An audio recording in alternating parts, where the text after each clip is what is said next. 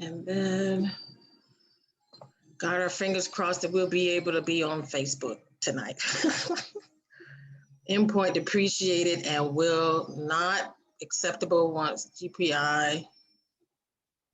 Please provide GPI as API as well. Please use.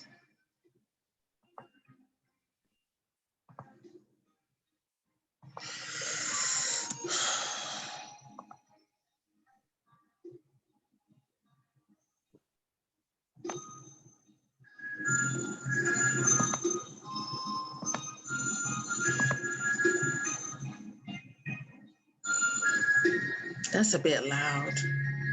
Is that music really loud? I mean, it's okay to me, but if you feel like it's overpowering, you want to have like more like background music. They done threw something brand new on me. I don't know what that is, an API. Hmm.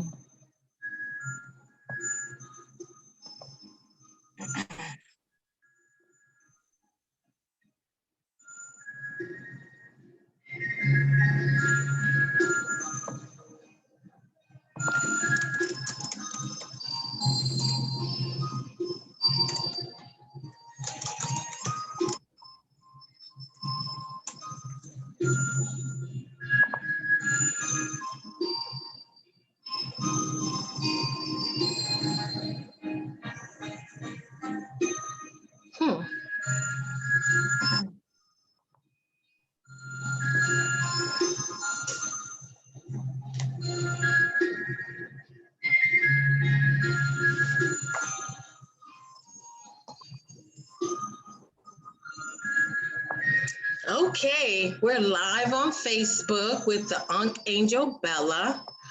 I'm just going to share one more time to the public.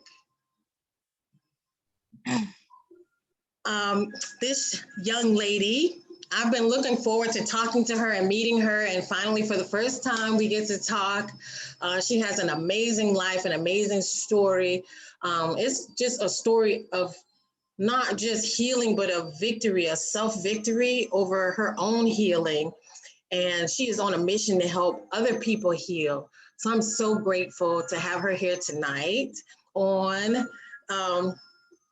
Women of the Stars. So Bella, Ankh Angel, what do you want us to call you tonight? You can call me Bella's fine, or Ankh Bella. Ankh Bella. So at this point, you've been helping lots of people and you've been traveling. What city are you in now? Where are you? I'm in New Orleans right now. Oh, you've already made it to New Orleans. Yes. So this is going to be your home for a while. Well, I'm here for as long as Spirit tells me, and then when it's time to go. But I may decide to actually move here. I like it here. It's beautiful here. I think it's a welcoming spirit too. Like with what you do for others, this is a welcoming place. I'm seeing a couple of my other friends also moving there. So with this journey that you're on, who is Bella? Who is the Ankh Angel, and how did you get this name? How did this all come together? Well, over time, along my journey, you kind of get pieces to the puzzle. Lots of past life memories and things of that nature, and just putting the pieces together. And then I got my spiritual name, or my ascension name, which is Ankh Bella, which means life beautiful. And my purpose and my gifts literally, I feel, help assist with life being more beautiful and more light and more free. That's wonderful. So for yourself, you have several gifts. It's not just one that you could just name, but you have several gifts of healing. Did you notice that as a child you had gifts, or did you notice any extra ability as a child? How did your family respond? Yes. Well, that's going to be funny, but yeah, I've always been very gifted and always had an anointing. And growing up, I used to tell family members certain things that no one knew. No one really talked about it. they'd look into it and it would be true. But that would be as far as the conversations went about my gifts. Okay. It was just very subtle at the time then. They kind of accepted. I feel like my family was like that too. It's like, oh, she's seeing stuff, but it's like that's it. My mom, she went through like a stage of clairvoyance. I'm not sure if it was actually accepted. Yeah. It just never was brought up, kind of like swept under the rug. Right. Right. So what I was saying is she had a blood transfusion, and for some reason at that time she would come into these moments where she would know things, and it was very emotional for her. So was it ever like anything traumatic, or was it very just simple and subtle, or was there anything traumatic that you would see? I got a lot of simple and subtle and a lot of traumatic visions and dreams, and about people that I didn't know. And so that would be upsetting, that I would get this information or be able to see what was going on with someone and they were suffering, but I didn't know exactly where they were or who they were. And so that developed, what made you decide to develop those? Like at what point was it like, okay, I have to deal with this and work with this, and I have to use this to help others? I believe that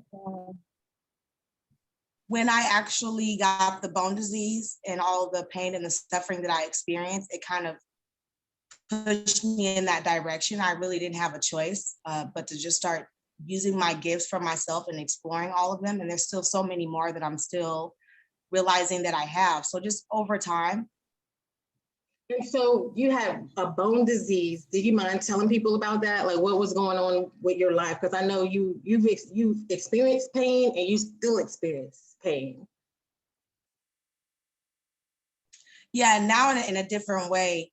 Well, the bone disease manifested because all of my primary chakras were blocked, and all of the trauma that I had experienced in this life and other lives, basically my whole physical body was filled with trapped emotion. And so that caused me to, my bones to start degenerating.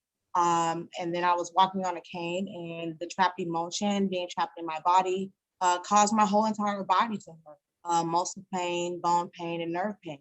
But that awakened me. I always knew I had healing abilities.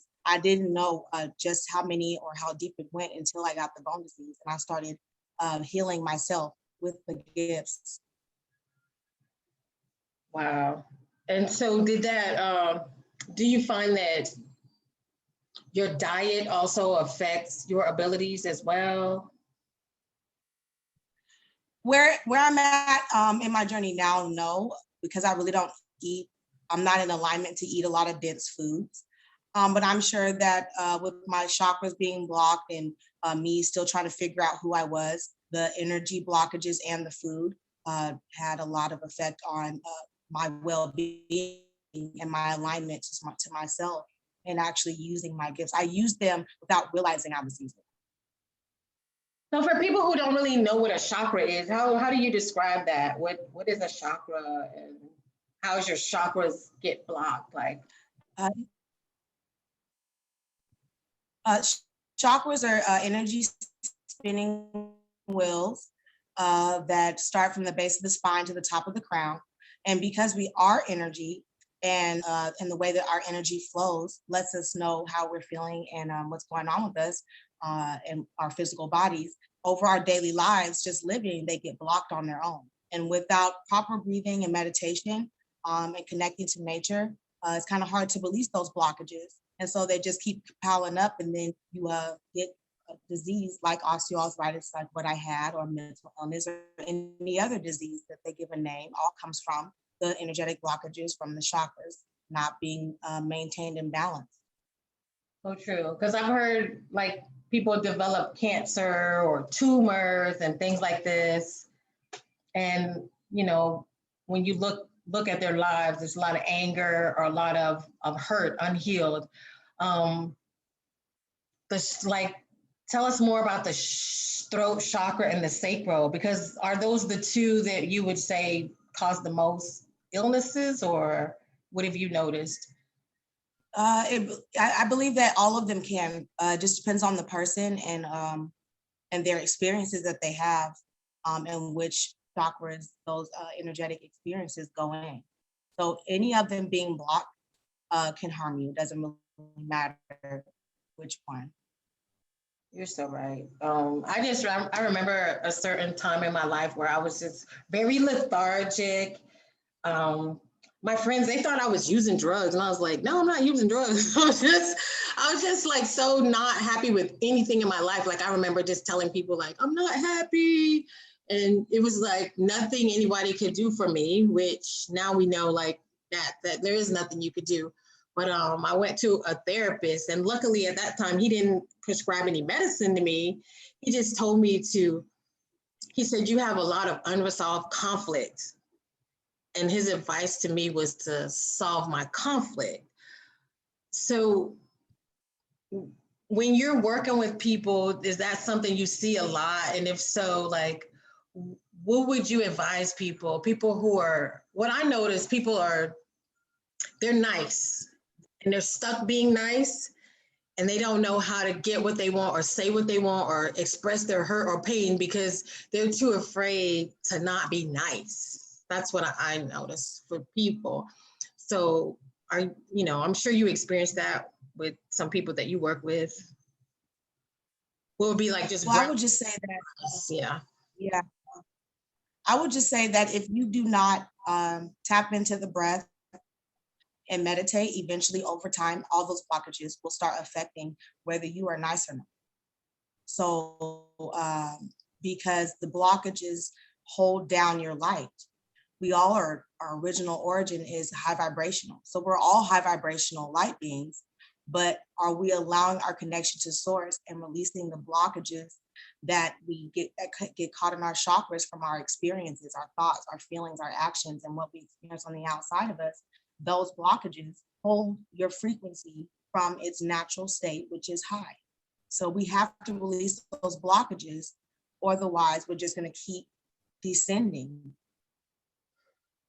I noticed too, a lot of people, well, even for myself, like I noticed you say breath, and I feel like I've been breathing shallow most of my life, just kind of like just taking very shallow breaths, like never taking a deep breath, never really relaxing. And I don't know if it comes from work or just always feeling like anxiety. Like I would have described myself as like a person that was really anxious all the time.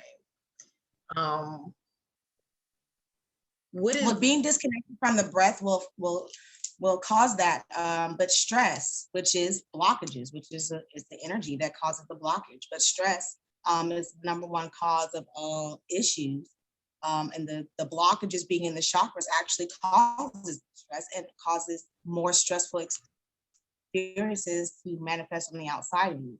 So when we first are born into this realm, we all breathe in our bellies. But then we start having experiences, we start experiencing stress and, fight or flight mode and, terror and all kind of things. And then that causes us to get out of our bellies and into our chest. Some people just subconsciously just always stayed in their belly, but maybe they just breathe shallow. But ultimately, we all should be connected to the breath because the breath has quantum life force energy. It has the vibrations in it that we use to move, breathe, walk, and talk and think in these bodies.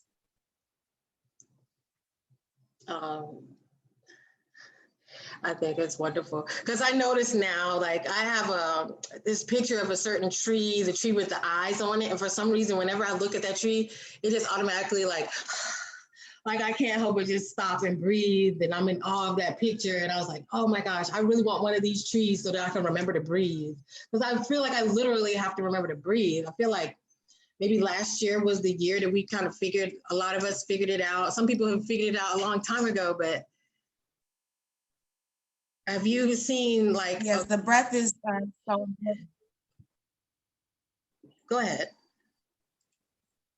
I was just saying that the breath is so important, and I would assume that with everyone having to wear masks, and their breath being obstructed, kind of brings your attention back to the breath, because that's what the masks actually do.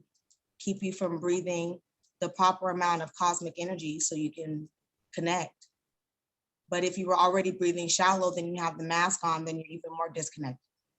That's huge, because I was talking to another lady, and we were just talking about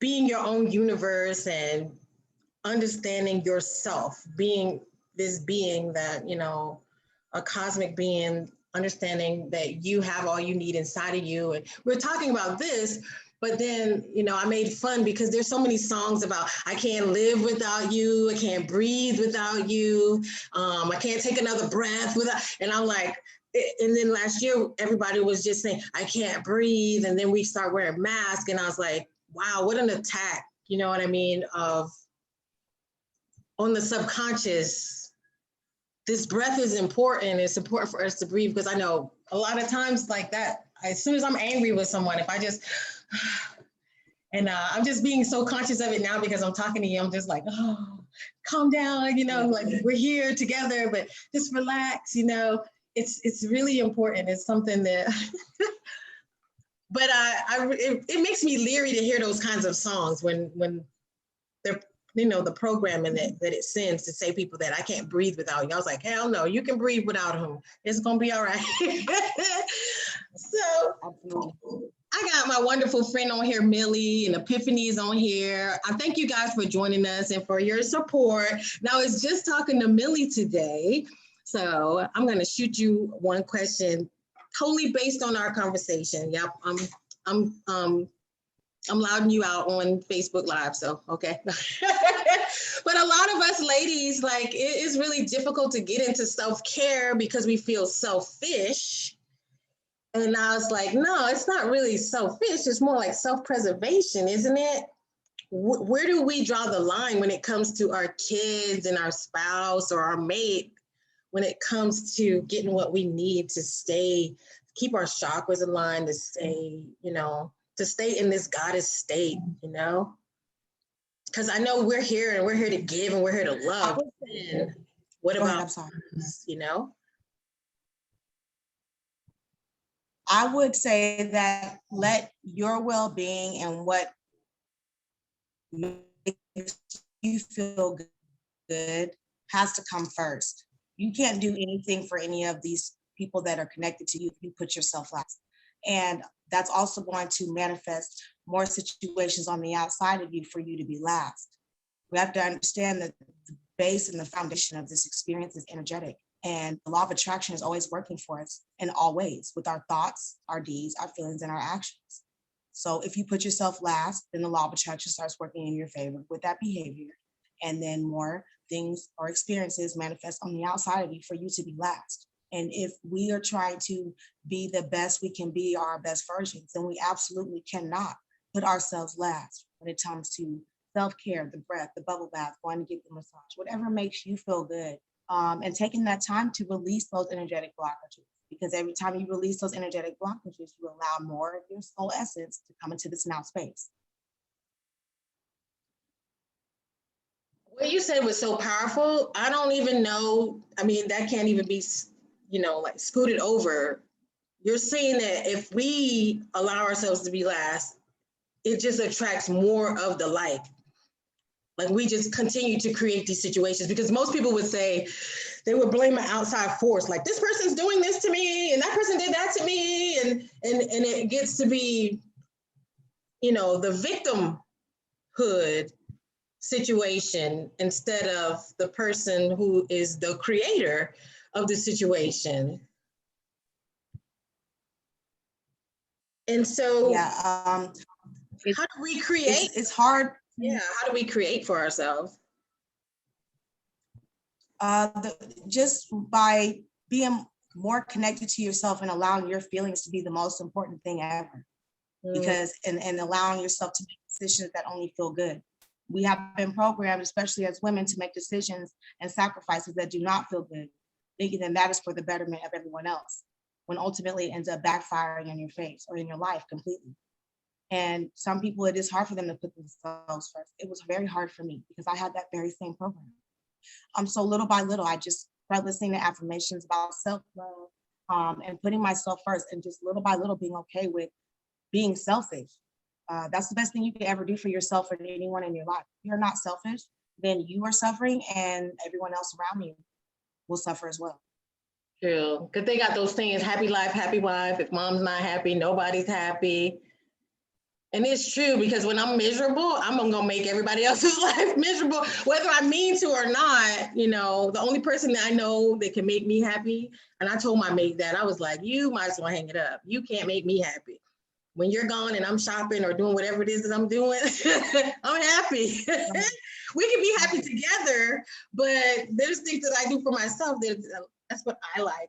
Only I like some of these things, and I know. But when we get have the programs that we have to please others, and go out of our way to do that, if we're not pleasing ourselves, then it's kind of hard for that to happen, because it's an energetic influence that you're putting there in the universe. We're constantly manifesting, and we're actually attracting things to us. So certain songs and certain thoughts and sayings, even if it's joking, if it's negative, it still gets activated in your vibration, and the law of attraction starts working for you. The universe doesn't know the difference between I don't like and I like. All it knows is your attention to it, which is the activation. You're sending that signal, and the law of attraction starts moving. Wow.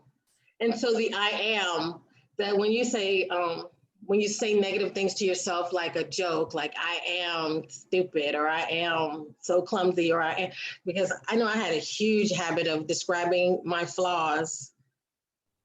A lot of people do it. They're constantly doing it. Yeah, I even did it, and I realized just how dangerous it was. And it took me 9 years of intentionally creating new vibrational set points to finally get to where I have ease and flow in my life. It takes a long time. If you've been saying the same thing and it's been your frequency for 10 years, that is a dominant set point. That's going to automatically manifest. So just a month of affirmations and maybe like 30 minutes of meditation a day, it's still going to take time to create a new vibrational set point that's more positive. Yeah, that sounds very, very important. Set in your vibration. So it's still putting you back in the position of the creator. You're in charge. You're creating this life. And so as easily as you can create your happiness, you create your own misery as well. There's never anyone else to blame. Right. They're all playing their part. Right. They're all doing what they're vibrationally aligned to do. And we can't let our frequencies, be influenced by, oh, well, I'm going to change my vibration when something changes out here, because it's not going to change until you change your vibration, which is your thoughts, your feelings, and releasing those blockages. Right. So were you raised with a really strong mom, or a really strong parental? Yes. Very. My mom was a single mom of 3 of us. I was the oldest, and I was a latchkey kid growing up. So I learned how to basically take care of me and my sisters at a very young age. And yes, she taught me to be very independent and to take care of myself.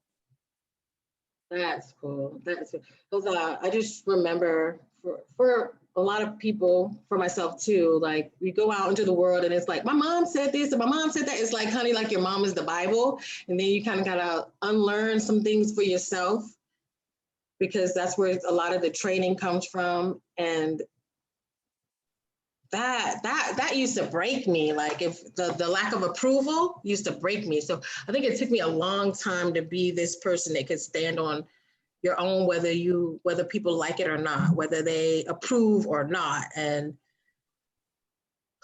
how would you recommend people break that cycle of stop looking for approval, and regardless of how people respond, kind of going with your gut, because the sacral is the gut, right? It's definitely a program that has to be released. Our subconscious mind absorbs everything. And so for the first 8 years of our lives, we're absorbing everything into the subconscious mind, which is basically the foundation of all of our manifestation. So it comes to reprogramming that mind. And the easiest way to do that is through affirmations while you are sleeping. Because if you say these affirmations while you are awake, your conscious mind compares them to the subconscious mind and completely throws them out. There's a lot of people struggling on this journey. Uh-oh. Hello? There you go. A lot of people struggling on this journey. Yes, because they have yet to reprogram their mind. And maybe they don't have enough time to meditate long enough to release enough blockages. And so they're trying to figure out why they're still going through the same things, because the subconscious mind is full of all the programming that has to be removed. And then while you're allowing these blockages to be released, and then you are creating new vibrational set points, you have to do that while you're sleeping, and then say those same affirmations when you awake. A lot of people are doing mirror work and things of that nature with the same programming in the subconscious mind. It's not working. Right. Yeah, I like the mirror work. And then it's the negative thoughts, they creep in, and sometimes we can write them down and burn them or ball them up. What are some methods you use to get rid of the negative? Or do you just say, do those affirmations while you're sleeping? I love listening to frequency while you're sleeping. I mean, that's like free training right there, free time, while you're sleeping. I would start with that subconscious mind, because anything that you do that's surface will work. But if your subconscious mind is still full of those programs, you can write stuff down and burn it all day. It doesn't matter. When you say that affirmation, your conscious mind compares it to your subconscious mind. And if it does not match, it's throwing it out. So you're doing all that for nothing in a way, because that programming is still there. So you could do all of those things that feel great, but you must get to the root, which is the subconscious mind. It's literally the universe in your head. That's wonderful. What are some red flags that you look for daily when you feel like you're getting off course? My feelings. I always feel good. So that's how I know that I'm in alignment with myself. If I get a negative feeling or a negative thought, then I know that there's a blockage that needs to be released. And I just meditate or pull or whatever I need to do to release that. But my feelings and whatever manifests on the outside of me, because if something happens on the outside of me I do not like, I know that's coming from within. Right. So do you ever have like a lack of feelings, like where you're just feeling apathetic or just like a certain level of emptiness? Because I'm going to say this, the day that I saw you doing a heart chakra pull, I was in the dollar store and I had the mic on. I'm just walking around, but I had known that I could feel it, like a stiffness in my chest cavity. And you were speaking in light code, and I just busted out in tears in the store. I could feel it touching my heart. It was just like blah, like just frozen in there.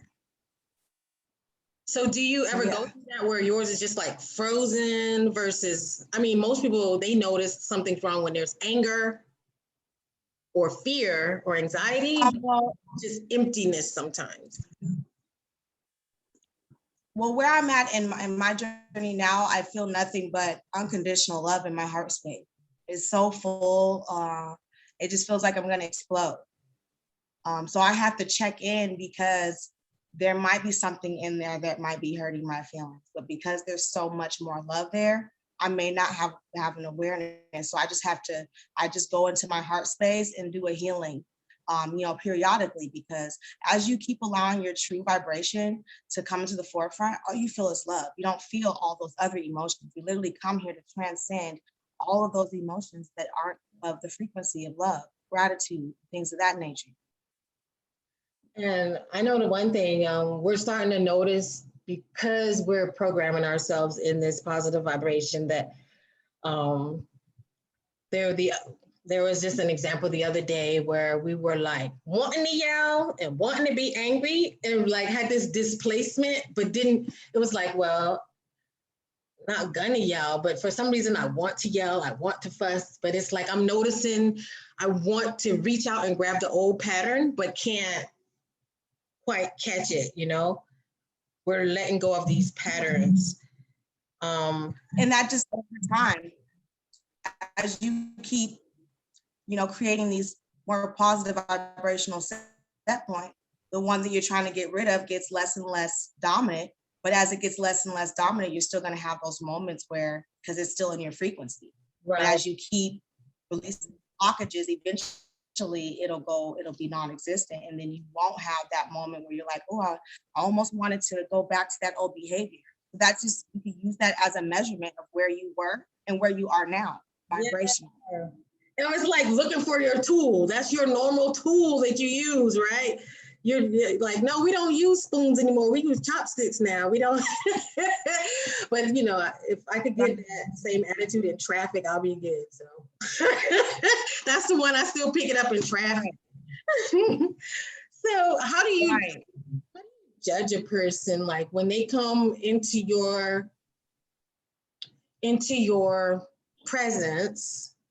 You know, you are love, but then there's still discernment as well.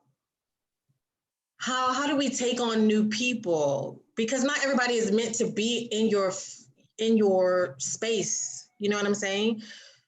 And I think a lot of times we want to be friends with people and we want to meet new people sometimes or be friends with people. How do you judge before you take that on? Or how do you approach that? Because you are, you know, having unconditional love, but is there a limit? Well, there isn't a limit, but you'll notice that the more that you do oscillate to the frequency of love, the people that aren't around. So I just have an awareness of everyone's alignment or misalignment to themselves. It's not about them being bad or good. I'm just aware of everybody's vibrational set point, but the ones that are vibrating at the frequency of fear, I don't even see them. They don't come in my experience. My vibration is only going to attract that which I am, and the ones that is the opposite will be far away from me. I love that. That's true, because they're not going to want to be picking up what you're putting out. That's going to be foreign to them or weird to them. They don't like it. And they're going to repel from it. That is so awesome. It's like the problems that solve themselves just based on you just staying where you need to be in the space that you need to be. I love that. So what is the most epic, before I even ask that, okay, you do chakra pulls. What are some of the healing things that you do that you enjoy the most? Like, what would you say that's your, I mean, do you judge them all the same? Because I know every person doesn't need the same thing, but what do you enjoy the most? I just enjoy sharing my healing gift in any way that I can. When I do the chakra pulls, everyone needs chakra pull, but everyone's chakra pull may be different because I'm tapping into their energy. And so everyone gets pulled whatever they need to be released.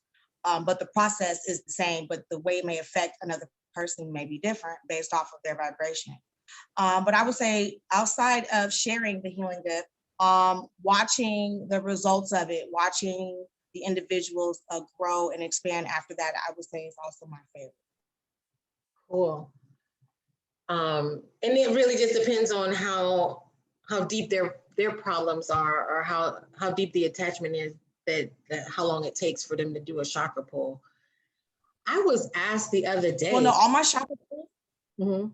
all my chakra pulls take about the same amount of time, no matter, you know, whoever's blockages and how deep they are, because of my gift. My gifts keep getting stronger and elevating. So literally a chakra pull now takes like 20 minutes, all 7. And I'm taking out about 13 years of blockages as of right now. But I keep evolving, so my gifts just keep getting stronger. So I'm sure pretty soon my chakra pull sessions will be like 10 minutes with the same results or better.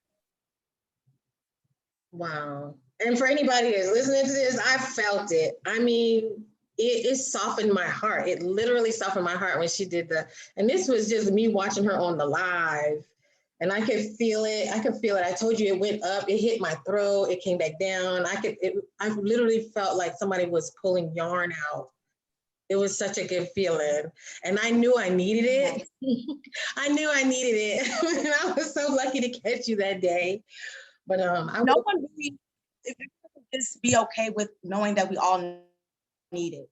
It's automatic. The chakras are getting out of balance from being here. So if you feel like you don't need to release a blockage, that's where you are, but you're gonna just suffer. You're gonna continue to suffer. Right.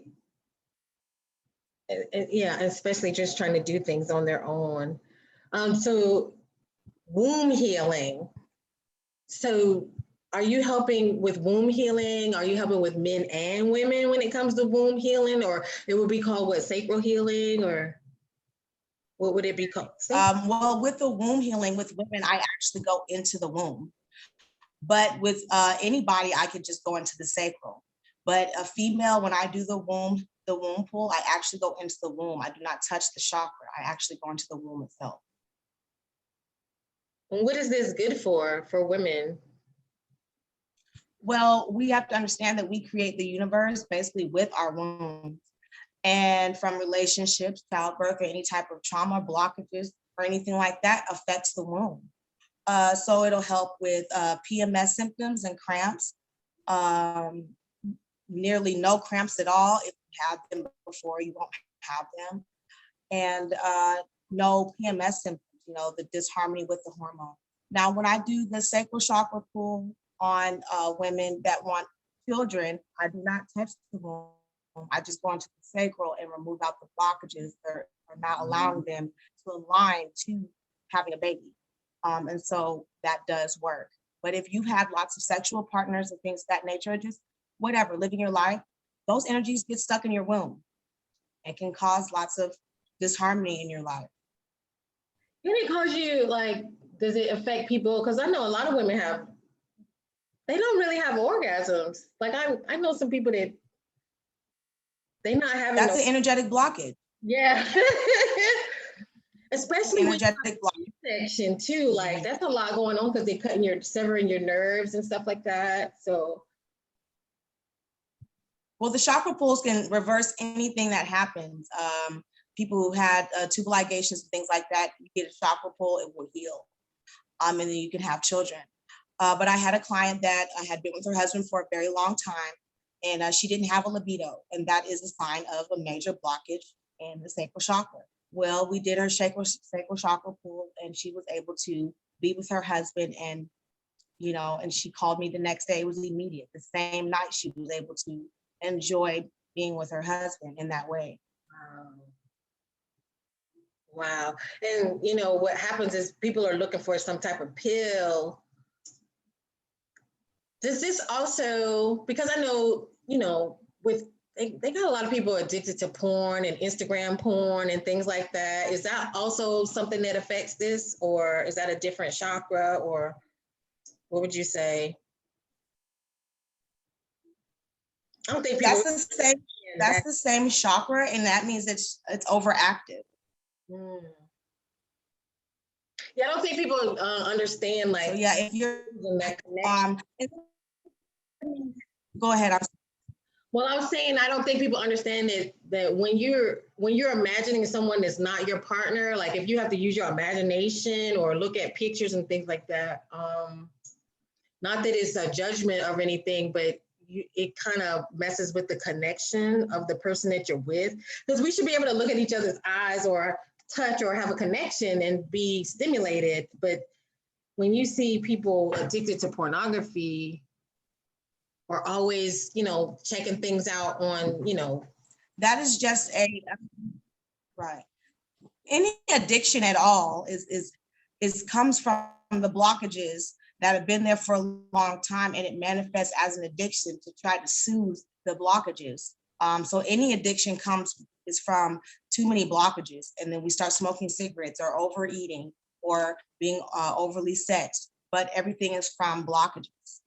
Everything boils down to these chakras being out of alignment. So would you say the back pain can block the chakra, or the chakra is causing the back pain? Like what would you say?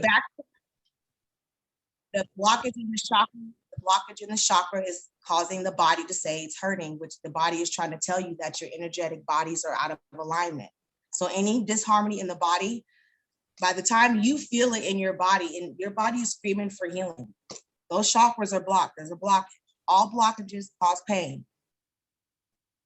That's amazing because I've been going to the chiropractor, I'm going to acupuncture. I used to get shots.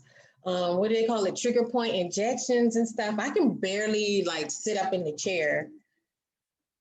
It's been Yeah, I mean, that stuff is yeah. great to do, but it's only a temporary. Yeah. Oh girl, I'm We like, have to get to the root, which is our energy. We have to, mhm, oh, okay. yeah. I We mean, have to take care of our energetic selves, and the physical body will align. I had suspected it that that's what the deal was, but I wanted to hear you say it first. So now I know. I need to be seeing you. So I'll be making an appointment after this is over. Um, Absolutely. so okay, so you do chakra pulls, you do sacral, you do womb healing. What about past life regressions? I was asked the other day, can you do one because you got a retreat going on, I got a retreat going on, and it's like I didn't see how we could do anything with a past life regression with a group like that because I felt like it's traumatic when you come out. Because I know when I had mine, I was just bawling out in tears. I was very emotional. Is there a way to actually do a past life regression without experiencing the emotions that could be attached to the situation that you see, or is it unknown? Like, Unfortunately not. Well, we have to understand that every life that we ever lived and whatever we didn't transcend comes with us. So we have to hopefully heal it or transcend it in the next incarnation. And so, like I said, it all goes back to energy. So I actually do have a past life pool, and I am able to pull disharmonies from the past lives and heal them. But that person is still going to feel the effects because it has to come out. So if I pull it out of the chakras, now that same energy's got to come out of the body because the body has to align. So whatever we have suppressed, whenever we do decide to release that, we're going to have to feel it to heal it. There's no avoiding it. right. Just from what I saw during my session, honestly, I said to myself, I said to the person doing the regression too, I said, I don't see how anyone could live with this amount of pain. It was very, very painful to witness the death of my wife. And so just talking about it, I'm like, oh my God, I can't believe if I have to go through that. But I know it's something that I feel is affecting me now because that's where my heart, it's affecting my heart chakra still. And right. And that's why I can be absolutely now. I feel like with us. Oh gosh. That's a hard pill. And not only that, it is. And not only that, we have to understand where our true origin is. I'm sorry. You said we have to understand our true origin. It's high frequency. And so every life that we live, our frequency drops down from the inherited trapped emotion. So whatever our ancestors did not heal, that drops our frequency down from its natural high frequency. Then whatever our past lives in this harmony, that drops it down. And then we have experiences as we live this life that will bring our vibration down even more. So that's why we must release the blockages. I hear you. So, what is a truth that you found in your spiritual life that that destroyed the foundation of what you grew up with? Like something that you grew up, you were very strongly held to that you had to let go of when you faced your new spiritual life? Was there, for some people, it was the family unit, the earth family that I chose to come here, and the false paradigms about what family was supposed to do and be. When I realized that I had actually picked the family and that they had served their purpose, and that they don't have to do a damn thing for you, that was the last thing that I had to transcend to be okay with, hey, no, I picked this. And the experiences that I experienced helped me get here, and to be okay with that. Right. No matter what your mom gave you, what she gave you was what she's supposed to give you, and that's it. I've been telling my family that in a way that, just because we use the same portal doesn't mean we have to keep on doing this thing. If you don't enjoy this person, you don't have to spend time with them. You don't have to force yourself into these situations. Because I feel like a lot of my friends and family members, like I could be close to 5 members, and then each one of them feels away. And I'm like, you don't have to force yourself to coexist with people. It's okay. It was just a portal we just came through. I was like explaining it like it was a spaceship. We just came on the same mothership, but we got different, a different flight path or something. You don't have to stay, you don't have to hover. And people have a very hard time accepting that, because it's pretty much pounded into us. Yeah, that's a good one. Yeah, detachment. I would say detachment. Once you master being detached while maintaining your connection, then you won't take anything personal. Right. Too, I think what hurts a lot of people is the mom or dad relationship. They feel like that person should have loved them more or spent more time with them or should have said more kind words or something. It's very difficult for people to deal with what they've been given, and they expect it to change. They picked it. They picked it. They have to accept that they picked it. Right. If they don't accept that they pick it, then you have blockages to be attached to. But once you accept that you picked everything, then there is nothing to attach to. Everybody played their role and served their part that they're supposed to do to awaken you to who you already have become. So it simplifies everything. But until you're ready to accept a lot of those downloads that are new to you, then you have attachments. But once I accepted those things, I was able to just be okay with everything that I had experienced because I picked it.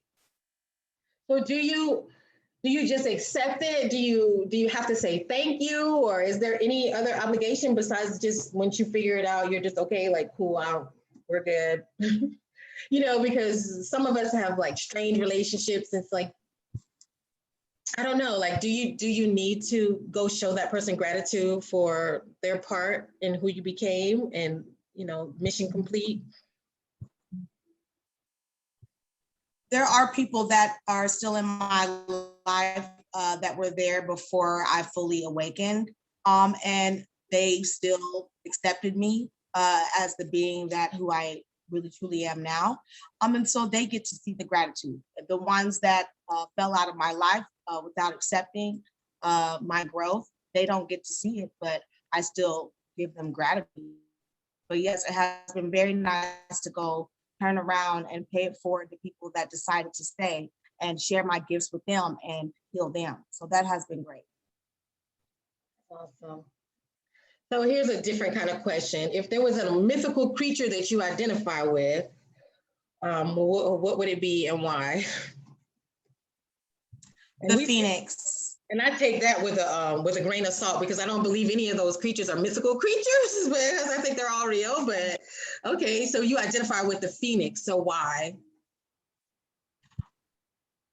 Because I literally recreated myself from suffering and allowed myself to come into my true beingness. And I did not have I pretty much figured a lot of stuff out on my own. And a lot of people feel like we need outside sources or forces when everything is inside of us already. So I was able to just go in, and I still go in now. And that's the best place to do anything and find out anything for yourself.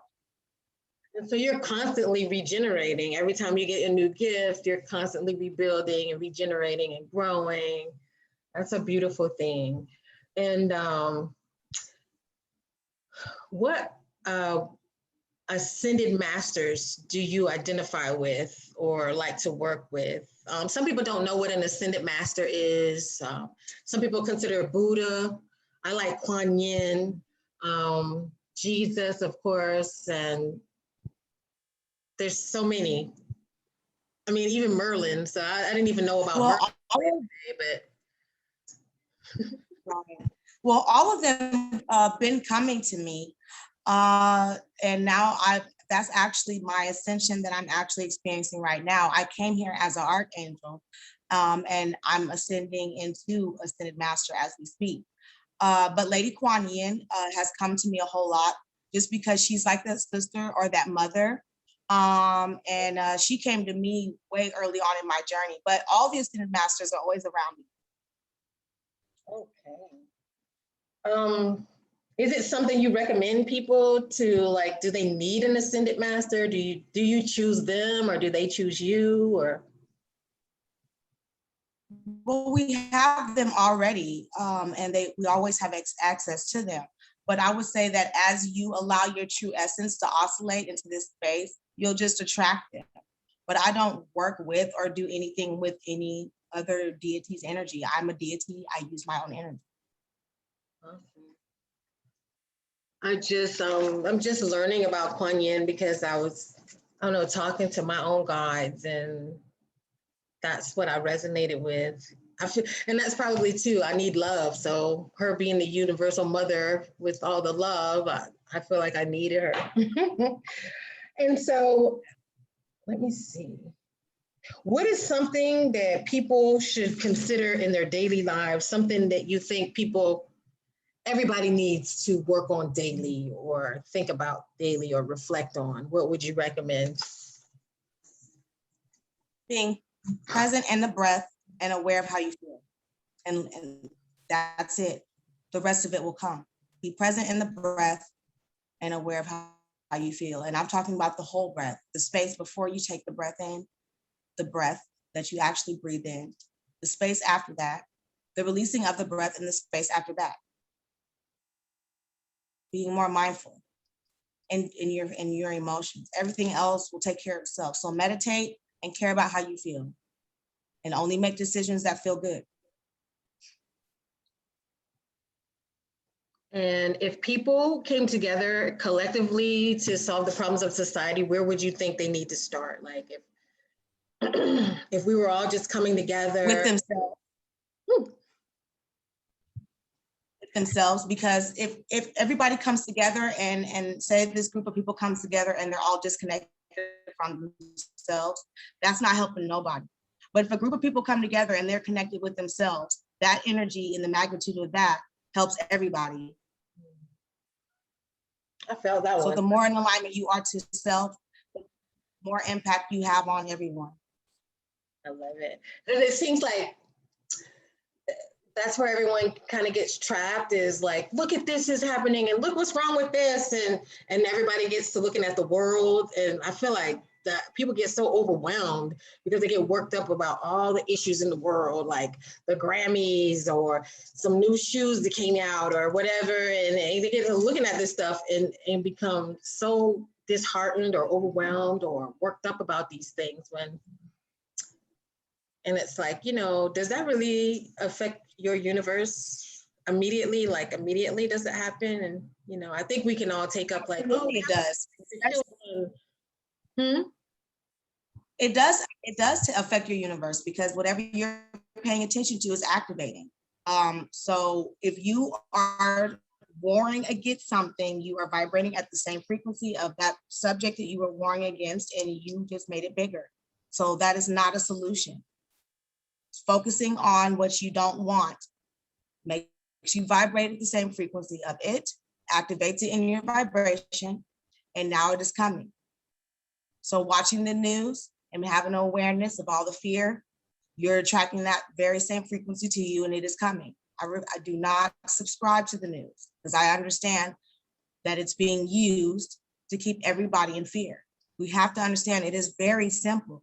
It's way more simple than we can even realize.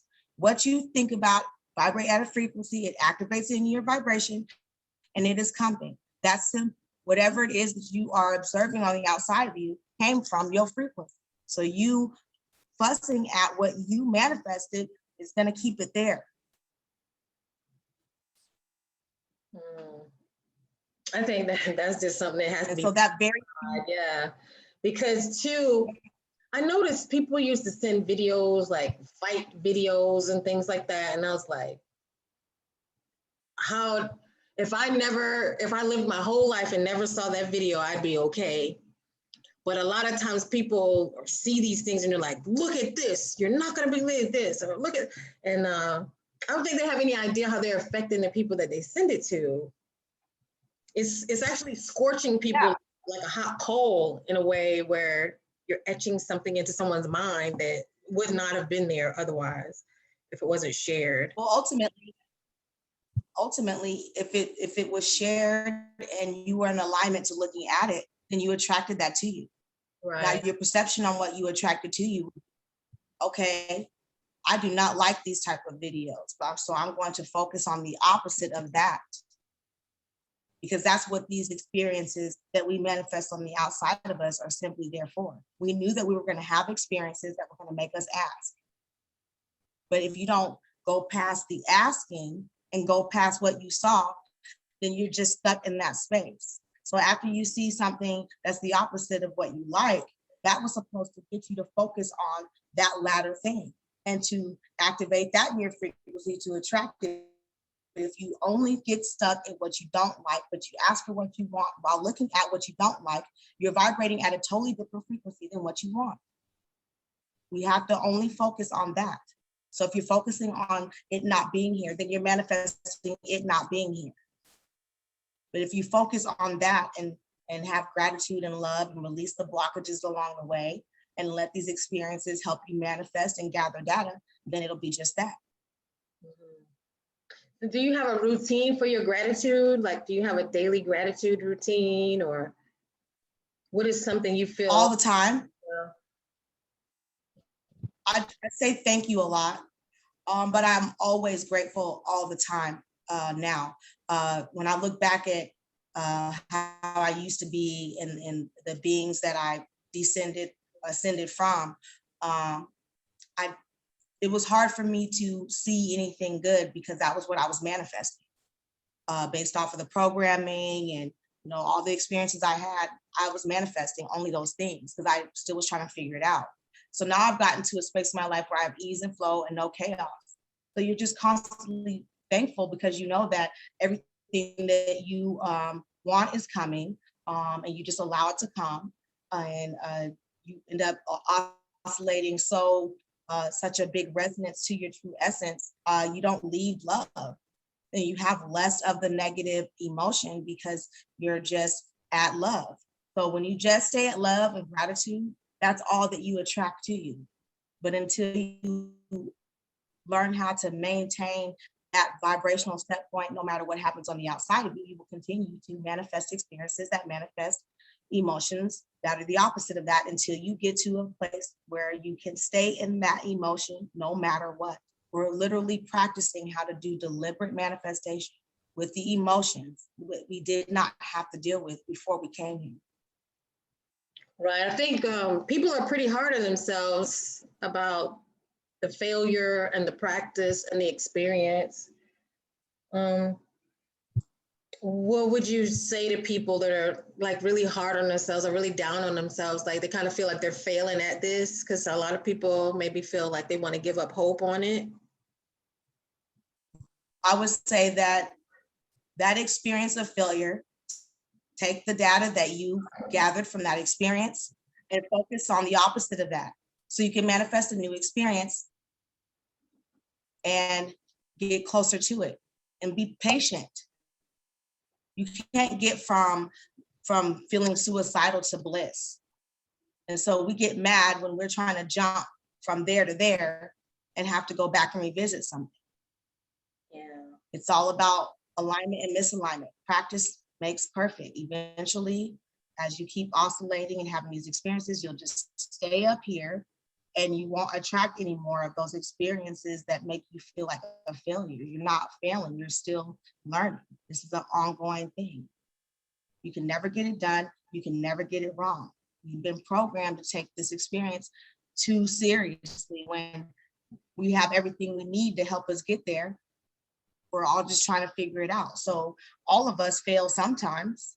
Right. I make mistakes. I don't let them, I just, now that I'm aware of what it is now, and I accepted it, and I realized that actually this is easy, but I chose to come here with the false belief that it was hard, that manifested all these fucked up experiences to awaken me to ease. Right. So everything is just a learning experience. If you're not making a mistake, then you're not living. We came here to fuck up sometimes. So, hey, keep fucking up. The more you fuck up, the more you learn. It's so funny. I wish I could remember the movie I saw, but I saw it and I was in my 20s, and the girl said, "This is just a great big world so we can fuck up in it." And I was like, oh my God. It was like an epiphany went off in my head. Like, yeah, we're not perfect. Not one person that I know has the right answer. We're getting advice from people we're running around here clueless. And then we're sitting here judging ourselves so harshly. Like I remember one time I even bumped my leg and I cut my leg. We were about to go to a party and I cut my leg and I was like, "You're so stupid." Like I was like, no, you're not supposed to be hard on yourself like that. You're not supposed to talk to yourself that way. But we do that even with our fat cells. I was like, well, no, if this is some fat on you, you better love that fat on you. Or if you got a goofy laugh, you better love your freaking goofy laugh and enjoy this thing that we are, whatever you are. Because especially too, like you have certain things that slow you down. Like I feel like I have physical things that slow me down. And we all have something that we're struggling with, even if it's, your IQ level or your aptitude to do something. But even to embrace that, wow, look at this weird quirk that I have that nobody else has. It's mine. And I'm going to embrace it, So, and if there's something, it's like, basically we're trying to transcend ourselves constantly. So being okay with where you are will open you up to more healing and open you up to transcending whatever you feel like may be a flaw. We can adjust ourselves, recreate ourselves, and change ourselves from just our focus.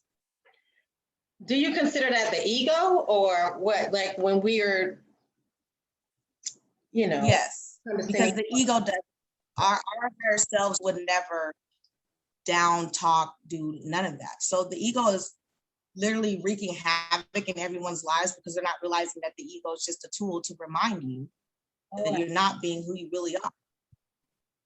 It's a tool.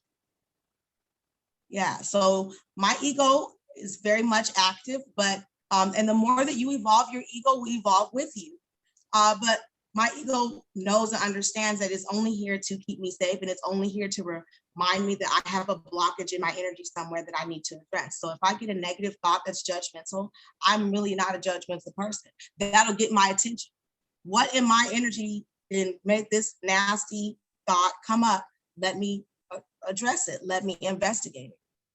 So I use it as another like an ally to help me create my reality, to stay in alignment with myself, my true self.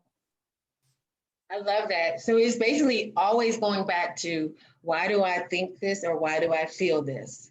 And observing your thoughts and being aware of your thoughts. And I loved it because you really poured out that day on the ego, because you were saying, you can't kill it. It's not something you're supposed to kill.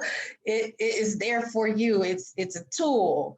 But you really went in that day on the ego, and I loved it, because you always hear people all the time talking about kill your ego and die to your ego. Now there's certain. I mean, you're gonna be constantly killing it because it evolves with you. It literally, we need it to navigate on this earthly plane.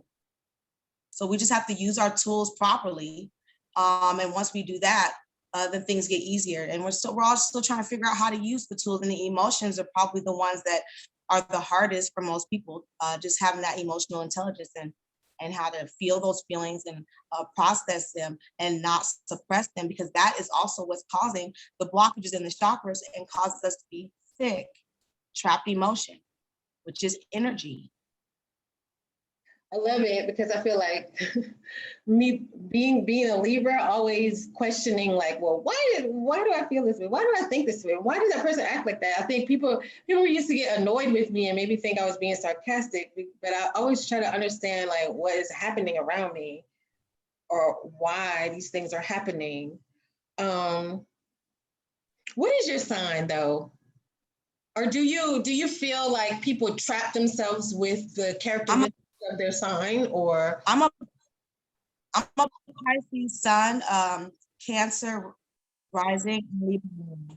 No, because if you're out of balance vibrationally, you're toxic. You have some toxic traits. So any sign can be toxic. And I think that we came here to actually transcend those qualities in zodiac signs, either the good ones or the not so good ones. But any sign could be toxic if you're not keeping your chakras aligned. You're doing something toxic. So I don't believe that one sign is better than the other or anything like that. If you are actively healing, then you're not going to do the typical toxic things that go under that zodiac sign. so really it's more like the flaws of your zodiac is more like your life challenge. That's set out as your life challenge, where you have your positive traits, or it could be challenges that you need to overcome. You could look at it as all the negative traits of a zodiac sign is a sign of being not in alignment to yourself. Anything that could be considered negative is misalignment to your higher self, because your higher self would never do any of these things. So I would just use the perception of negative and positive as evidence of alignment or misalignment to yourself. True. And I think a lot of people, as I don't know, it's funny how people all of a sudden become very judgmental. Like if you say you're a Christian, then anything you do, they're like, well, that's not what a Christian would do. If you're spiritually enlightened, well, that's not what an enlightened person would do. And it gets to be a lot of a finger pointing on what an enlightened person or being should do or be. What would you say about that? Like, how would you address that? That even if this enlightened person transcended religion into enlightenment, they still have blockages too. And you can be enlightened and still do something low vibrational. Nobody's exempt. And I think that when you start using the word enlightened, people have these expectations from someone enlightened. And then when you do something that may be perceived as negative, now you aren't as enlightened or you aren't spiritual. Everyone is spiritual, but it's all about your alignment or misalignment and your connection and allowing yourself to be in alignment to your higher self. So yes, I'm high vibrational. That does not mean that I'm exempt to making mistakes, but maybe some of the mistakes that someone that's oscillating at a lower frequency, they might be more quicker or more aligned to doing it than I am, but that doesn't mean that I'm not going to do it, especially if I'm not actively healing. If I start slacking on my healing or don't do what I'm supposed to do, those blockages that are still there will eventually manifest on the outside of me. So if we are here in this earthly plane, there's something that could be released. There's something that can be healed. Right. I feel like I do things, but I claim it. And I know when I did it, I accepted I did it, I admit that I did it. And either it's something that I want to change or I don't. And I decide, like, do I want to change that? No, I'm not, or do I have regret that I said or did this thing? Like, no. But I'm going to be honest about it. Like, Well, yep. Why regret it if we're all doing what we're in vibrationally in alignment to do? That makes no sense. If you don't want to be in alignment to something like lying, then you need to meditate, tap into the breath, and release the blockage that is causing you to be in alignment to that behavior. Right. So I'm gonna do what I'm in alignment to do right now. And if you don't like it, that's what you're in alignment to do right now. I mean, it's all about, hey. So you don't have to like me, you don't have to like what I do. But I feel as long as I'm accepting of who I am and what I am, and I'm aware, there's some times when, things need to be pointed out, maybe, but Yeah, I like me. That's where that's where the interactions come in at. We interact with each other to give one another an experience to awaken one another, whether it's me being mean to you or me being kind to you. Right. And so I guess we hear sometimes that if I don't like something in you, it's because it reminds me of something about myself. Do you feel that's true or? I'm sorry, you were cutting out. Say the beginning part again. Like I've heard that if it's something in you that I don't like, it's because there's something in myself that I don't like. Like for Well, me, yeah, because it's all about alignment. yeah, like for me, that would be Storm. Like I used to say, oh, I can't stand Storm because she always passes out after she does something. And so I can't stand weakness in my own self. Well, the fact that you recognize it in them means that you're in alignment to it, and that same frequency is in you. Right. That's so crazy. And so if it agitates you, someone is this way, then that means that you are being triggered, which means that that is coming from within.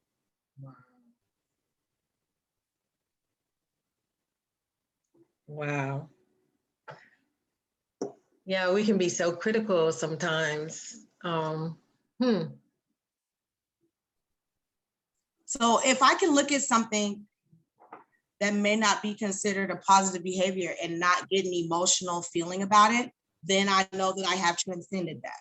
If I look at something and it upsets me, that I know that I need to transcend something. There's something, energetic blockage that has caused me to be triggered by this that I'm seeing. But I see a lot of things that may not be as positive, but it doesn't trigger a feeling in me. It doesn't make me upset.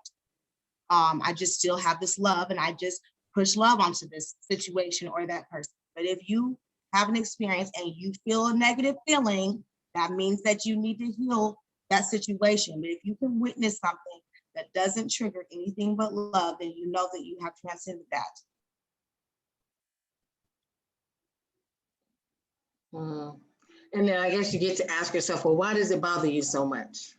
Why do you care so much? It's time to invest. Yes.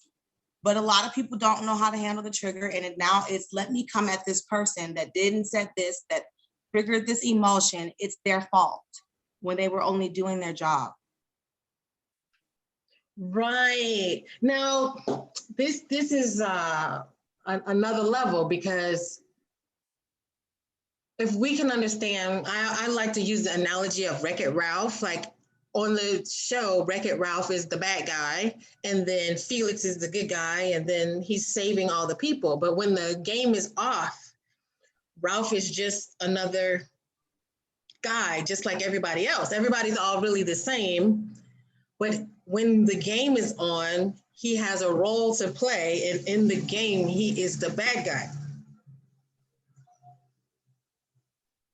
Yeah. And everybody is the equal part of the whole. Everybody's just as important. I'm just holding a space for everyone else to hold their well-being. I'm no better than anyone else, and or any more important than anyone else, and vice versa. I've just figured out how to align to my well-being while everyone else is still learning how to do that. right. And so in our spiritual journey too, sometimes people, I know in the beginning, it's like you start learning so much, and then you just you're kind of gorging on it, and you're trying to rush it, and you're trying to like, oh my God, I got to learn it all right now. What would you say for people just beginning their spiritual journey, or maybe they're feeling overwhelmed on like, oh my God, there's so much to learn, or too much to learn, or I have to learn faster? What would you advise people in that state? I would say that first, remember that you're doing what you're vibrationally aligned to.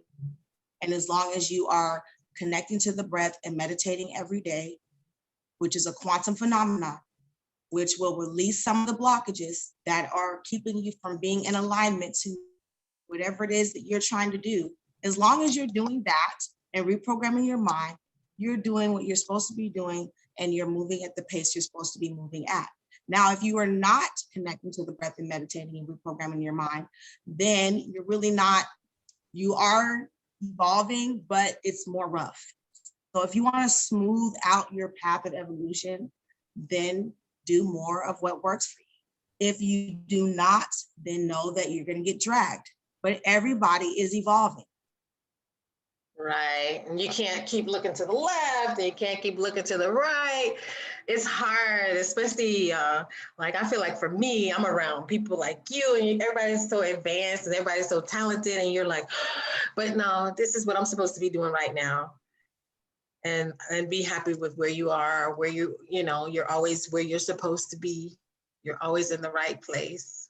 Well, Yeah.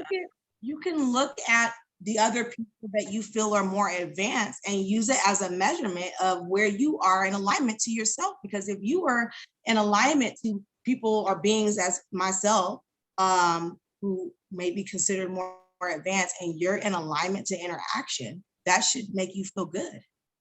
That should make you excited, like, okay, I'm looking at in which I'm on my way to. Use it as a measurement of how close you are to your own alignment, to your well-being. It's true because we haven't repelled each other, so I should be. I think it's great too because I feel like I have super friends. Everyone's talent in different areas or whatever. I feel like I'm surrounded by the super friends, and so I told Shalom the other day. I was like, know what you know what you don't know, and know who knows what you don't know. Like I don't have to know everything, and I don't have to fix everything, and I don't have to be Neo. Because I know a few years ago when, you know, I kind of saw the state of the world, it's like, oh my God, this is happening. And, you know, I don't know, we can get so overwhelmed with what's going on in the world and you feel like you got to fix this. And that's when we start taking that outer view of everything outside and wanting to go in and fix it and operate and yell and tell everybody like, oh my God, look what's happening. And we kind of got to just take it back, like you said, take it back to the breath.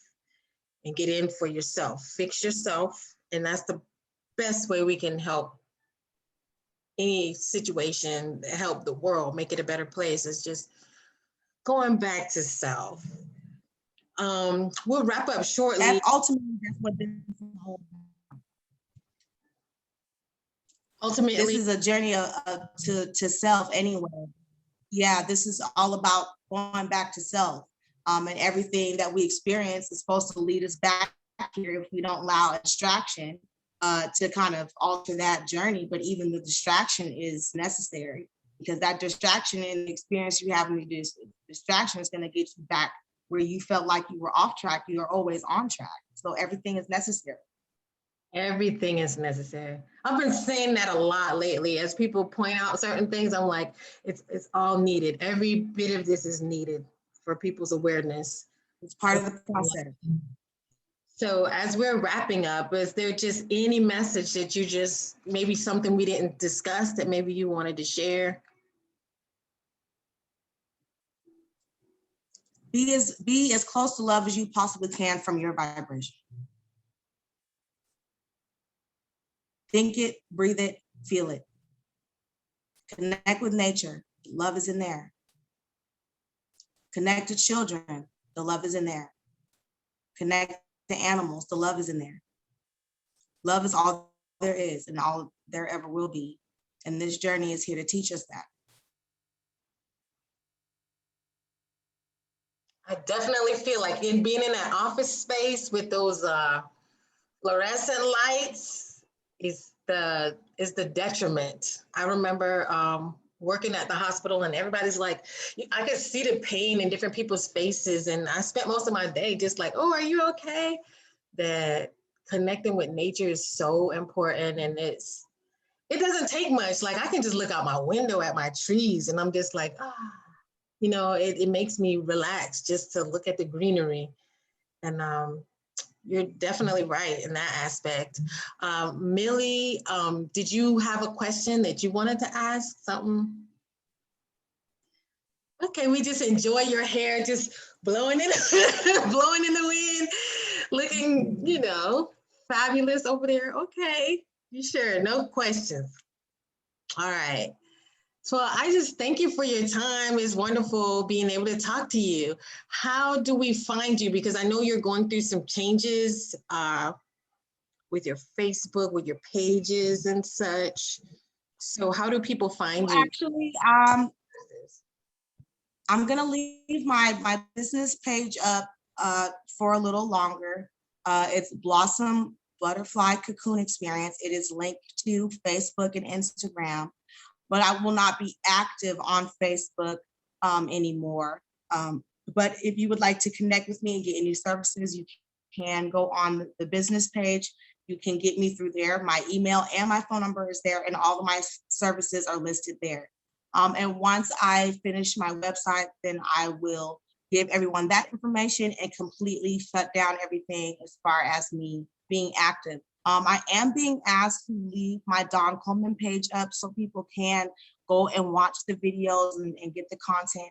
And there's a lot of lives on there that you can heal from. So I will do that. I just will not be active. Okay. Was there something that prompted that decision or that you would like to share or? Well, I think it's alignment. Facebook served its purpose. Anyone who had been following me watched me transform myself within that year. And enough people know about me to where I can come off of it now and create space for other people to use the platform to serve their purpose or to help others. But I will leave my page up so that way people can get any content or information and watch any lives that will help you heal. But now my purpose just transcended the Blue app. But I'm grateful I was able to do a lot and help a lot of people while I was there. That's awesome. And this video will post that information below on YouTube. And remember to like and subscribe. There's going to be a new playlist called Woman of the Stars. Next week, we'll have the ladies get together. Sharia, Nicolette, Shalom, I Am Light, Stacy, Victoria with her Bach flowers. It's going to be a bunch of ladies. We're all going to get together for a ladies' night next week around 9 p.m. Eastern on Saturday. So I'm really looking forward to that. Pretty soon we'll have Sal, the horse whisperer. I'm really looking forward to that. He's a Native American, and he's going to talk about his culture and about, you know, his gift of talking to the animals and how important that is. And you can find me, the First Lady, on my Linktree account. Can catch all my links on there and on the YouTube. So I thank you all for hanging out with us, and for whoever watches tonight and in the future, I thank you so much. Good night.